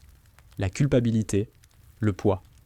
6 années à porter une version des faits construite avec soin pour offrir un abri à l'erreur de quelqu'un d'autre. Tout cela se lisait sur lui d'une manière que sa posture militaire n'aurait normalement jamais laissé transparaître. « Ce n'est pas ma décision qui les a fait échouer », dit-il. Ce n'était ni vraiment une question, ni vraiment une affirmation. Plutôt un homme essayant une vérité nouvelle, encore étrangère à sa bouche. « Non », répondit Lena. Les renseignements étaient volontairement faux. Le positionnement était conçu pour échouer. Mon père l'a compris avant que la mission ne s'effondre complètement. Elle marqua une pause. C'est pour ça qu'il a envoyé la lettre. Il n'a pas réussi à joindre qui que ce soit dans la chaîne de commandement à temps. Alors il l'a envoyée chez lui, le seul endroit où il savait qu'elle serait en sécurité. Warren resta silencieux un instant. Il a essayé de nous prévenir. Il a fait tout ce qu'il pouvait avec le temps qu'il avait, dit-elle. Warren posa les mains à plat sur la table et les regarda longuement. Des mains qui avaient porté pendant 6 ans une version fausse de leur propre faute. Puis, il releva les yeux vers elle. « Je vous dois des excuses qui vont bien au-delà de ce qui s'est passé dans cette salle de déchocage. » Il inspira. « Je les dois à la mémoire de votre père. J'ai porté une histoire erronée sur ce qui s'est passé sur cette montagne, et je n'ai jamais poussé assez fort pour savoir si elle était vraie. » Il secoua légèrement la tête. « J'ai accepté la version officielle parce qu'accepter la faute était plus facile que de lutter contre un dossier classifié. » Lena le regarda avec calme. « Vous ne pouviez pas savoir qu'elle avait été fabriquée. » J'aurais pu la remettre en question plus fermement. « Oui, répondit-elle doucement, sans la moindre complaisance. Vous auriez pu, mais beaucoup d'autres aussi. Et aucun ne l'a fait. » Elle s'arrêta un instant. « Le système est conçu pour empêcher les questions. C'est tout l'intérêt d'un dossier falsifié. Il est construit pour tenir. » Il reçut ces mots non comme une absolution. Elle ne lui en offrait pas, et il n'en voulait pas, mais comme quelque chose de plus utile, une description exacte du fonctionnement des choses, ce qui était très différent de les excuser. « La lettre de votre père, dit-il. L'équipe d'O'Neill va devoir l'utiliser comme pièce à conviction. Je sais, j'y suis préparé. Cela pourrait rouvrir beaucoup de choses qui sont restées silencieuses pendant longtemps. » Il ajouta « et compliquer votre position ici, voire dans tout le système médical militaire, si Victor Langston a encore des connexions actives. » Colonel, il s'arrêta. « Je porte cette lettre depuis 6 ans, dit-elle. Je ne suis pas devenue infirmière de traumatologie militaire parce que c'était un choix sûr. Je suis revenue dans ce système parce que je voulais être là quand ça compterait. » Elle le regarda droit dans les yeux. « Ce moment, c'est maintenant. » Warren la contempla longuement, puis hocha la tête. Pas le hochement bref et directif du commandement. Quelque chose de plus lent. Un geste qui reconnaissait, au lieu d'ordonner. À 15 Outquisement Mliaja 15, la demande d'accès d'O'Neill fut approuvée.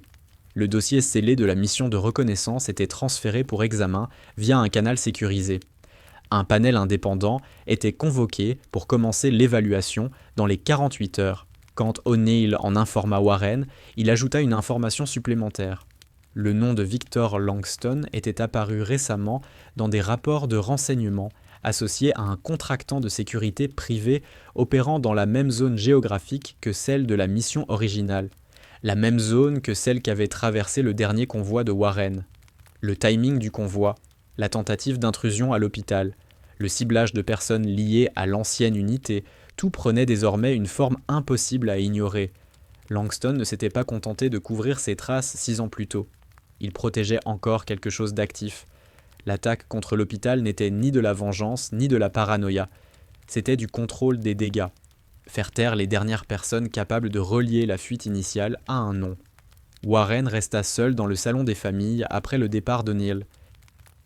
Il pensa au jeune marine qui avait envoyé une lettre chez lui parce qu'il n'avait pas réussi à faire passer l'avertissement aux bonnes personnes à temps. Il pensa à Thomas Brooks, assis sur une montagne, sachant ce qu'il savait, et accomplissant le seul acte possible face au manque de temps. Écrire. Faire sortir l'information de l'endroit où elle pouvait être effacée, la confier à quelqu'un qui la garderait. Il pensa au coût de ce choix, à l'utilisation de sa dernière communication claire, non pour dire adieu, mais pour constituer une preuve. Il pensa aussi à ce que Thomas Brooks avait laissé derrière lui. Une fille, 3 étages plus haut dans ce même bâtiment, calme, professionnelle, portant la vérité de son père dans une lettre lue à 26 ans, et qui ne l'avait jamais cessé de façonner. Il resta là un moment avec ses pensées, sans chercher à les chasser. Plus loin dans le couloir, Noah Reid avait été remercié par O'Neill en personne, brièvement, discrètement, de cette manière particulière qu'ont les professionnels du renseignement quand ils remercient quelqu'un qu'ils n'oublieront pas. Il était retourné dans sa chambre et s'était assis au bord du lit, regardant le mur, avec l'expression de quelqu'un qui vient de comprendre quelque chose d'important sur la personne qu'il veut devenir. Lena passa le voir à 16 heures. « Ça va ?» demanda-t-elle. « Oui, » répondit-il. Il réfléchit un instant. « J'ai trouvé quelque chose d'important aujourd'hui, » dit-il enfin. « Vraiment ?» répondit-elle. Il hocha lentement la tête. « Mon grand-père disait toujours que la vérité ne disparaît pas simplement parce que quelqu'un l'enterre. » Il esquissa un léger sourire. Il disait qu'elle attend sous terre, jusqu'à ce que quelqu'un commence à creuser pour les bonnes raisons. Lena regarda le jeune caporal et pensa à une lettre restée 2 ans dans une boîte avant que sa mère puisse l'ouvrir. Puis 4 années supplémentaires portées en silence dans sa propre poitrine jusqu'au moment juste. « Ton grand-père avait raison, » dit-elle. Dehors, l'après-midi glissait doucement vers le soir. Quelque part, dans une installation sécurisée, un dossier scellé était ouvert pour la première fois depuis 6 ans. Quelque part dans une base de données, le nom de Victor Langston venait d'être assorti d'un signalement qui n'existait pas le matin même. Et dans un hôpital militaire de Fort Ridgeway, les personnes qui venaient de passer 2 jours à survivre au poids d'une vérité enterrée commençaient, prudemment, lucidement, conscientes de la difficulté à venir, à envisager la suite. À 18h44, une interception de communication récupérée atterrit sur le bureau de Patrick O'Neill. Il la lut, passa 2 appels, puis remonta au 3e étage avec une expression qui indiquait clairement que la situation ne s'était pas résolue aussi proprement que la matinée l'avait laissé espérer. Il trouva Warren et Lena côte à côte au poste infirmier. Tous deux avaient l'air de personnes qui avaient déjà compris et attendirent la confirmation. « Il y aura une autre tentative, » dit-il. « L'interception est claire, c'est imminent. Et cette fois, ils ne testeront pas les portes. » L'avertissement d'O'Neill resta suspendu dans l'air du poste infirmier bien après qu'il se soit éloigné pour passer d'autres appels. Warren l'absorba debout, comme il le faisait toujours quand une décision devait être prise rapidement. Déjà 3 coups d'avance dans son esprit. « Numérique, cette fois ?» dit-il. Lena le regarda. « D'après l'interception ?» La première tentative a testé l'accès physique et a échoué. Ils ne répéteront pas un échec de la même manière. Il désigna du regard la rangée d'ordinateurs le long du mur. Ils vont viser les dossiers électroniques, les fichiers des patients liés à l'ancienne unité. Si ces fichiers sont corrompus ou effacés avant que le panel indépendant n'examine le dossier scellé, la chaîne de preuves se brise. Lena suivit immédiatement le raisonnement. Et sans chaîne de preuves, la lettre de mon père reste isolée, plus facile à balayer comme une correspondance personnelle. Exactement. Elle attrapait déjà le téléphone pour appeler la sécurité informatique quand Noah apparut depuis le couloir menant à sa chambre, ordinateur portable à la main, avançant avec une assurance devenue presque naturelle chez lui. « J'ai entendu O'Neill dans le couloir, dit-il. Nouvelle tentative, numérique. Ils vont viser les dossiers liés à la mission, » confirma Warren. Noah posa son ordinateur sur le comptoir. Alors il faut isoler ces fichiers du serveur principal et activer une alerte en temps réel pour toute requête externe. Si je travaille avec l'équipe informatique, je peux mettre en place une couche de surveillance qui déclenche une alerte dès que quelqu'un tente d'accéder ou de modifier ses données à distance. Warren et Lena le regardèrent. J'ai suivi 2 ans de formation en sécurité réseau avant mon déploiement, ajouta Noah, avec le ton tranquille de quelqu'un qui attendait le bon moment pour mentionner une compétence pertinente, et qui était presque soulagé qu'il soit enfin arrivé. Warren émit un son qui n'était pas tout à fait un rire, mais qui s'en rapprochait. « Allez-y, dit-il. Noah s'y mit.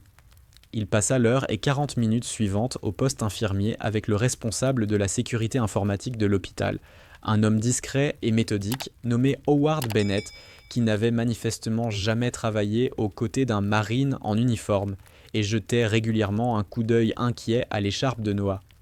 Ils construisirent la couche de surveillance. Ce n'était pas élégant, ce n'était pas spectaculaire.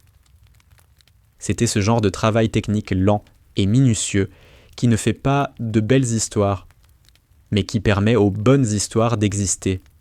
À 21h30, chaque fichier du système hospitalier lié à l'unité de Warren, à la mission de reconnaissance ou aux anciennes affectations de Lena était isolé derrière un second niveau d'autorisation.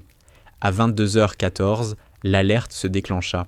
Une requête externe frappa le système depuis une adresse passant par 3 serveurs proxy avant de se résoudre vers une IP de contractant correspondant à une entreprise déjà mentionnée dans le dossier d'O'Neill.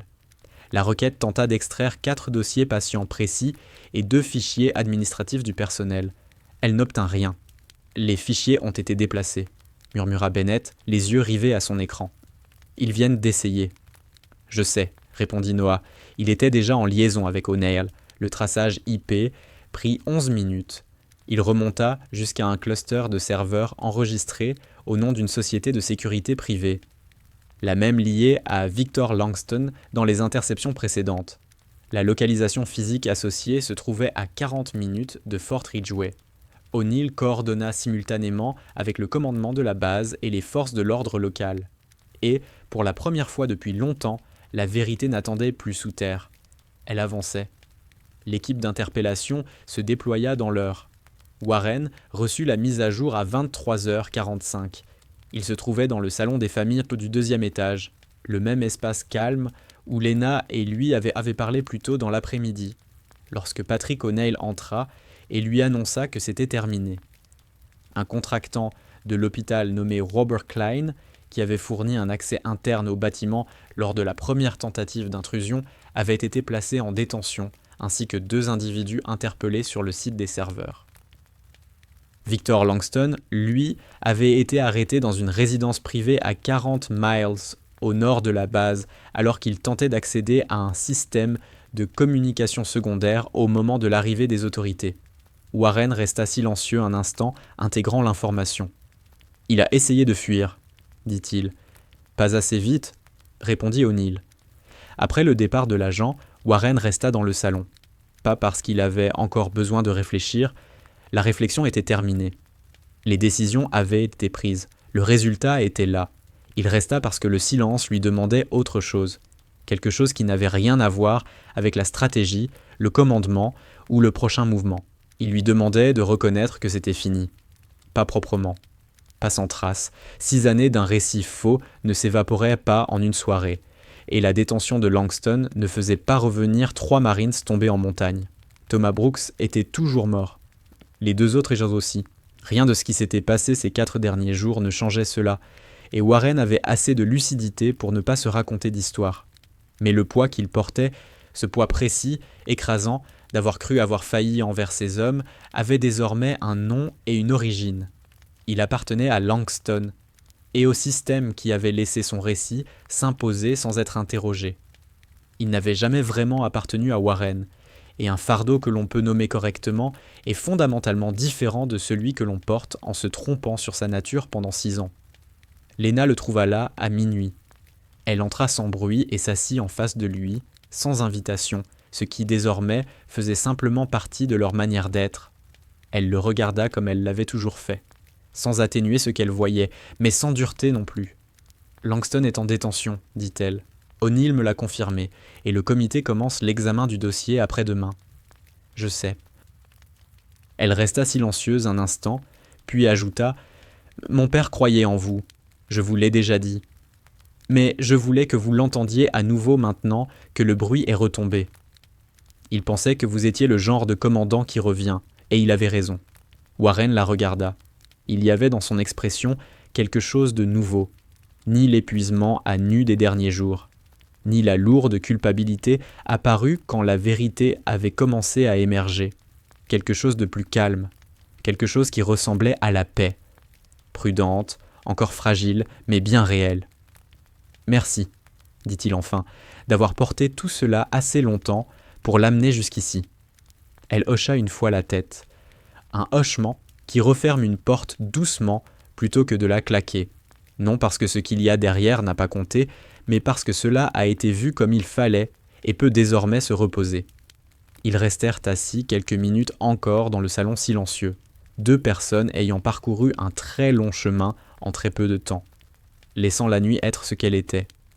Le lendemain matin, les autorités militaires reconnurent officiellement le lien de Lena avec l'unité de reconnaissance d'origine par le service de son père. La reconnaissance arriva par les canaux officiels, une communication écrite du bureau du commandant de la base, examinée par le comité de supervision indépendant, stipulant que le rôle de l'adjudant-chef Thomas Brooks dans la tentative de documentation et de signalement de la fuite de renseignements avant l'effondrement de la mission était désormais formellement reconnu comme un acte de service. Ce n'était pas une cérémonie, pas encore, mais c'était inscrit, au bon endroit, entre de bonnes mains. Lena lut le document au poste infirmier, debout, son café refroidissant à côté d'elle. Elle le lut 2 fois. Puis, elle le plia soigneusement, le glissa dans sa poche et retourna à sa tournée. La semaine qui suivit se déroula autrement. Pas plus lentement. Un hôpital militaire ne ralentit pas parce qu'une crise est résolue, pas plus qu'une rivière ne ralentit parce qu'un obstacle a été dégagé. Les patients avaient toujours besoin de soins. Les dossiers devaient toujours être mis à jour. Les équipes de nuit arrivaient toujours avec leur café et repartaient au matin avec le même inventaire de petites fatigues. Mais il y avait dans l'air du 3e étage quelque chose de différent. Quelque chose qui s'était relâché. Le bras de Warren guérissait plus vite que prévu. Officiellement grâce au repos adéquat, officieusement parce qu'il avait enfin cessé de lutter contre le processus. Et il changeait par petites touches qui, mises bout à bout, faisaient une vraie différence. Là où il donnait autrefois des ordres, il posait désormais des questions. Quand Noah passait le voir chaque matin, ce qui était devenu une routine tacite, Warren l'écoutait avec une attention nouvelle. Pas une attention jouée, pas une politesse d'officier. Une attention réelle, celle d'un homme chez qui quelque chose de rigide s'est fissuré, révélant non pas une faiblesse, mais une capacité qu'il ne soupçonnait pas. Il n'en fit jamais commentaire. Ce n'était pas son genre. Mais les visites s'allongèrent, les conversations s'élargirent, et Noah commença à lui poser des questions sur le commandement, pas par admiration, mais avec la curiosité honnête de quelqu'un qui se construit. « Tu seras bon là-dedans », lui dit Warren un matin. Ce n'était pas exactement un compliment, plutôt un constat. « Bon en quoi ?» demanda Noah. « À diriger des gens ?» répondit Warren. « Quand le moment viendra. » Noah resta avec cette idée, comme il restait avec tout ce qui comptait, en la retournant lentement. « J'espère, dit-il. L'espoir, c'est le début, répondit Warren. Ensuite, tu fais le travail. » La présence de Lena sur l'étage avait changé elle aussi, même si elle n'aurait jamais utilisé ce mot. Elle était la même au travail, précise, calme, entièrement attentive à la personne devant elle, mais ceux qui travaillaient avec elle percevaient une différence. La réserve qu'elle avait toujours portée, cette impression de quelque chose tenu soigneusement en retrait, s'était détendue d'un cran. Elle n'avait pas disparu. Elle faisait partie d'elle, mais elle n'était plus aussi serrée. Le sergent Holloway, dont la blessure à la jambe était presque guérie, lui dit la veille de sa sortie qu'elle était la meilleure infirmière de traumatologie avec qui il avait travaillé en 15 ans de service. Il le dit sans fioriture, comme un homme qui cesse enfin d'attendre pour dire ce qu'il pense. Elle le remercia de la même manière, simplement.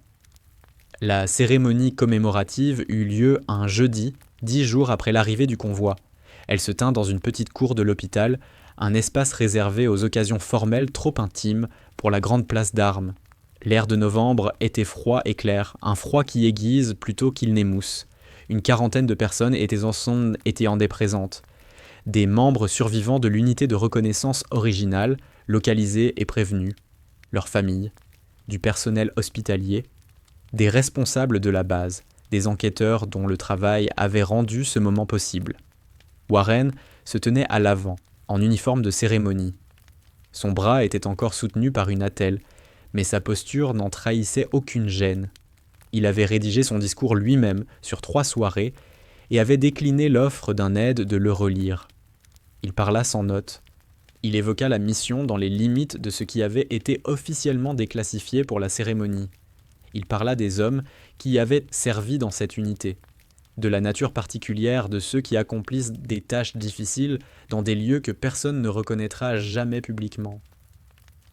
Il parla de l'absence de reconnaissance et du fait qu'elle ne diminue en rien la réalité de ce qui a été porté, ni de ce qui a été donné. Il parla de Thomas Brooks.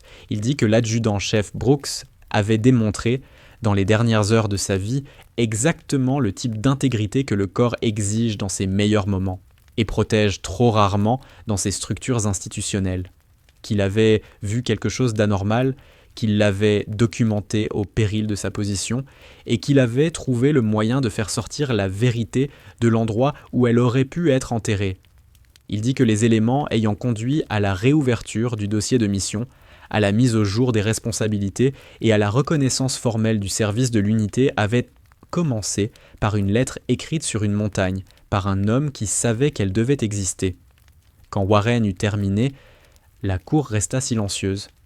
Pas d'un silence gêné, du silence qui suit une parole vraie. Lena se tenait vers l'arrière du groupe, en tenue d'infirmière. Elle avait choisi de ne pas être devant, bien que Warren le lui ait proposé. Cela lui semblait juste ainsi, présente sans se mettre en scène, témoin à sa manière. Quand la cérémonie se termina et que les gens commencèrent à se disperser, Warren la rejoignit. « Ton père a été nommé correctement aujourd'hui, » dit-il. Elle regarda la cour, les petits groupes qui se formaient, l'air froid conservant encore la forme du moment. « Oui, » répondit-elle. Puis, après une pause, « Michael, j'ai été en contact avec un programme médical de soutien aux vétérans. Un collègue le dirige. Il travaille avec les familles militaires et les anciens soldats qui passent entre les mailles du système classique. Il cherche à l'étendre et il a besoin de personnes qui comprennent à la fois le médical et la culture opérationnelle. » Elle le regarda. « Tu me demandes si ça m'intéresse ? Je te demande si tu serais prête à en discuter. » Elle réfléchit. « Quand tu te sentiras prête, ajouta-t-il, c'est un projet à long terme. »« Alors oui, dit-elle, je serai prête. » Ils restèrent là, dans la cour froide, tandis que le rassemblement se dissolvait autour d'eux. Ce n'était pas un silence inconfortable, c'était le silence de 2 personnes qui avaient dit l'essentiel et pouvaient désormais simplement partager le même espace sans exiger qu'il soit autre chose que ce qu'il était. Noah Reed apparut près de l'épaule de Warren en uniforme de service. Son bras était libéré de l'écharpe pour la première fois et un ruban de distinction brillait, tout neuf, sur sa poitrine. Il l'avait reçu ce matin-là, lors d'une petite cérémonie. Patrick O'Neill avait personnellement fait en sorte que son initiative pendant la crise et son travail de renseignement, celui qui avait stoppé l'intrusion numérique avant qu'elle ne cause des dégâts, soit officiellement reconnu. Noah essayait de ne pas avoir l'air trop fier. Il n'y arrivait qu'à moitié. « Mon colonel, dit-il à Warren, puis, se tournant vers Lena. « Infirmière Brooks, l'épaule, ça va ? Autorisé à reprendre le service complet, répondit-il. Il se redressa légèrement en le disant. Aucun d'eux n'en fit un commentaire, c'était exactement comme il fallait. Warren tendit la main. Noah la serra. La poignée dura 1 seconde de plus qu'un geste strictement protocolaire. Cela signifiait quelque chose, même si personne ne chercha à le nommer. Warren quitta l'hôpital 3 jours plus tard. Il sortit de Fort Ridgeway Army Medical Center par une matinée grise, le bras encore maintenu par une attelle de fin de traitement. Il marchait comme il l'avait toujours fait, droit, déterminé. Mais quelque chose avait changé en profondeur. Moins comme un homme qui force un passage dans le monde. Plus comme un homme qui regarde attentivement le chemin qu'il a déjà parcouru. Il s'arrêta une fois dans le couloir principal, devant le tableau où le personnel infirmier affichait les plannings, les annonces, et parfois une photo prise lors d'un événement d'unité. Il resta là un instant, sans vraiment lire quoi que ce soit, pensant aux 4 derniers jours. Puis, il reprit sa route vers la sortie. Il passa devant le poste infirmier. Léna s'y trouvait, penchée sur des dossiers, déjà absorbée par sa matinée. Elle leva les yeux. Il s'arrêta. Il y eut entre eux un moment bref, simple, sans rien qui demande encore à être dit. Ce qui demeurait était plus élémentaire que tout ce qui avait précédé. La reconnaissance. 2 personnes qui s'étaient vues clairement à travers la difficulté, l'histoire et le poids d'une vérité trop longtemps enfouie, et qui la portaient désormais autrement. « Prenez soin de vous, colonel, dit-elle. « Vous aussi, infirmière Brooks, répondit-il. Il franchit les portes principales et sortit dans l'air du matin. Léna le regarda partir exactement 2 secondes, puis elle retourna à ses dossiers. Dehors, Warren rejoignit son véhicule, sous la lumière pâle de novembre. Il resta assis un instant avant de démarrer. Il pensa à ce qu'il portait désormais, comparé à ce qu'il portait le jour où il avait franchi ses portes d'hôpital. Puis il mit le moteur en marche et s'éloigna. Derrière lui, à l'intérieur, Léna Brooks reprenait son travail, calme, précise, entièrement présente, comme elle l'avait toujours été. Le passé vivait en elle autrement maintenant. Pas plus léger exactement, mais plus juste. Et elle l'avait toujours cru, une vérité juste était une charge plus saine à porter qu'un récit façonné pour servir les intérêts de quelqu'un d'autre. La lettre de son père était désormais encadrée chez elle, posée sur une étagère. Elle pouvait la voir chaque matin avant de partir travailler.